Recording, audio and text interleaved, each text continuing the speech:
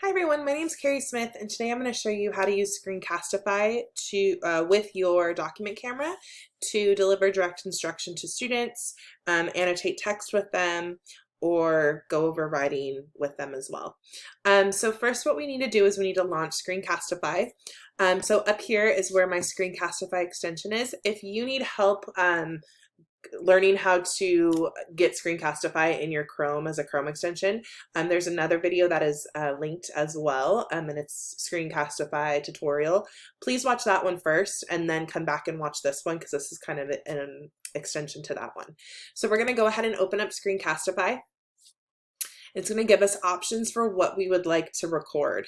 So browser tab would mean it would just record what's in this browser tab right here. So we don't want to use that one because we want to be able to go back and forth between the internet here and then my document camera as well. So we're going to select the desktop selection so it can record everything that goes up on my desktop. With this one, it does not allow you to do the drawing tools or the annotation tools, so just keep that in mind. But since we're using a document camera anyway, you shouldn't need the online annotation tools. So now we're going to hit record. And then we're going to select that we want it to share. I'm okay with it sharing my entire screen. So we're going to hit share. It's not going to do the visual countdown. It's just going to do those sounds that you just heard. So right now it's recording me. The way that I can tell is right here. It's telling me that Screencastify is sharing my screen. And then also up here, there's a record sign on the Screencastify logo. So I know that it is recording me. When I'm ready to stop, I can either click right here, or also up here. Okay, so now that I'm recording, I'm going to go to my document camera. So at the district, we have two different types of document cameras. We have an IPVO or we have a Ladybug. I have an IPVO. So I've downloaded the software. It's called Visualizer. So you would need to download the software on your personal computer if you're using IPVO or if you're using your Ladybug. I will link both of those softwares to the slide just so you have them. So I've already downloaded Visualizer to my computer, and so my document camera is ready to be used. So this is it. So you have your document up on the document camera, and now you are speaking and it is recording everything that you're doing.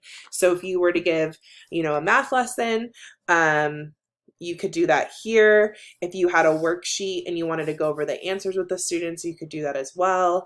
I've done writing conferences with students where I've recorded my thoughts about their paper, and I actually go through and do all of these things, and then I just send them the link, and then they can go back through their essay and make those adjustments.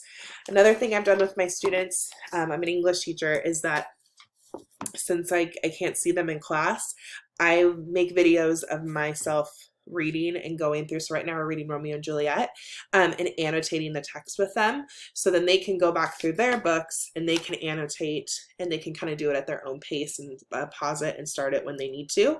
And so that way that they're getting a clear understanding of the text, and they're getting the instruction that they would get if we were in class. So those are a couple ways that I use Screencastify and my document camera. So again, it could be direct instruction where you are, giving them a lesson. It could be reviewing work and giving them answers. It could be doing writing conferences. It could be annotating a text. It really could be anything that you want to video record and speak to, okay? Once you're done with your video and done with your explanation, you can either go here to stop sharing, or you can go up here. So I'm going to close out on my document camera. Go up here to the Screencastify button, and you can do pause, which just means it's going to pause where you're at if you need to collect yourself. Play, it will start recording where you left off. This would be if you want to start all over. And then trash, if you just want to trash it, but we're going to go ahead and hit stop. Okay, it's going to open up my Screencastify recording page. It's going to give me a preview of my video right here so I can check it out. And then right here, you'll see that it's saving to Drive. So if you watched my last video, it saved to Drive pretty quickly because my video wasn't very long and it was only one browser tab. Since this one's a little bit longer, it's going to take a little bit more time to save to Google Drive. So you just want to make sure that you don't close this window until it is done saving. A tip is to title your video so you can find it easily, because remember, this is just saving directly into Google Drive. So I could title it something like Screencastify and document camera tutorial, so that I know really quickly what this video is. Okay, so once it gets done loading, remember that you can copy the shareable link. So if this was a video that you just did that you just wanted to send to one student, you could just copy shareable link and you could email it to that student. You could send it through Remind, however you wanted to share it with students, parents. You could share it if it's like a lesson. You could share it directly to Google Classroom. And then again, there's also the publish to YouTube option, or you could download it to your computer. So remember, it just automatically goes to your Google Drive. You don't have to worry about it. You just need to make sure that it saves to Google Drive first before you close out of this window. All right. Again, if you have any questions, my information is linked on the last slide of the slide deck, and I would be happy to help you. Thank you.